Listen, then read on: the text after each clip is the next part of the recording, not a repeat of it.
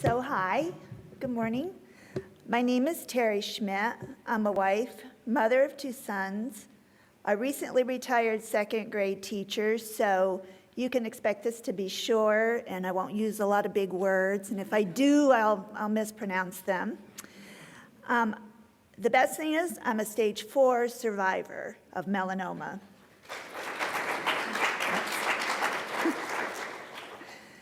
My journey with melanoma began on August 4th, 1998. A small spot on my right arm turns out to be stage 1A melanoma.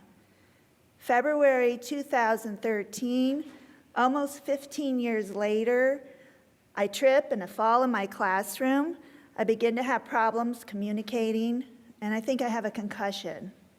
The results of a CT scan prove my concussion theory to be wrong. I have a mass in my brain presenting as cancer. Brain surgery is performed to remove a chestnut-sized tumor from the left frontal lobe of my brain. The brain tumor is melanoma, and there's a possible lesion in my lung.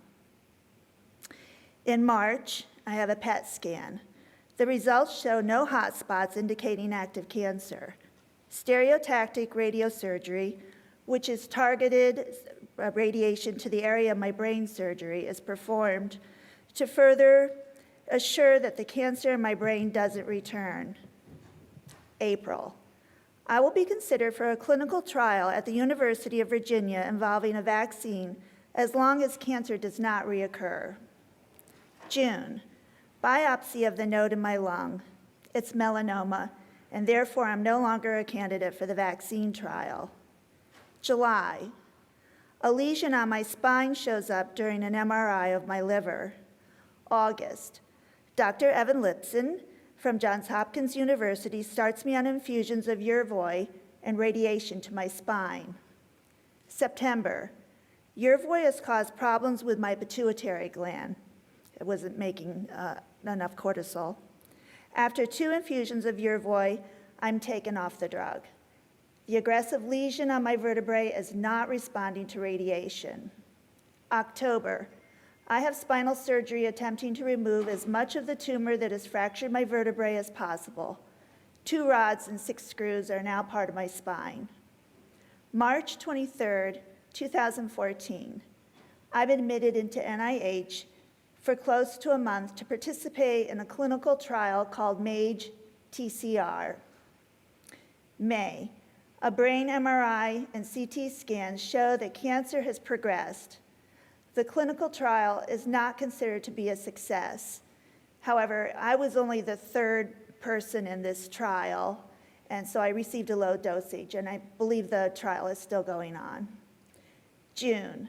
Dr. Lipson refers me to Dr. Michael Atkins in the hopes that I can be admitted into Merck's, and here we go, pembrolizumab, did I say it right? Extended access program at Georgetown's Lombardi Cancer Center. I'm admitted.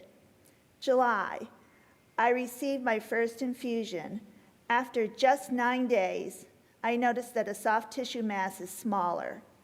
When I go to my next appointment, Dr. Atkins and his team agree that the mass has responded quickly, vitiligo appears, the CT scans continue to improve, and cancer has not returned to my brain. The side effects of pembrolizumab have been mild. September. Pembrolizumab is FDA approved and is now known as Keytruda, which is so much easier to pronounce. June 8th, 2015. I have a PET CT scan and a brain MRI. The results show no evidence for active melanoma.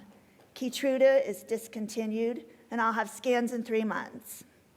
September, I have a brain MRI and CT scans. Results, there have been no changes. The next brain MRI and CT scans will be on December 8th. So I'm confident that my army of T cells will continue to recognize melanoma as the enemy and attack whenever they see it. And I would like to thank the wonderful doctors and scientists that have developed all of these therapies, and I think that they spend almost every day working. And also our caregivers, And I think all of the patients really appreciate how much they devote all their time to taking care of us when we're grumpy, depressed, not feeling well, whatever. So there's my caregiver over there. If you're a caregiver, raise your hand. And let's give them a round of applause.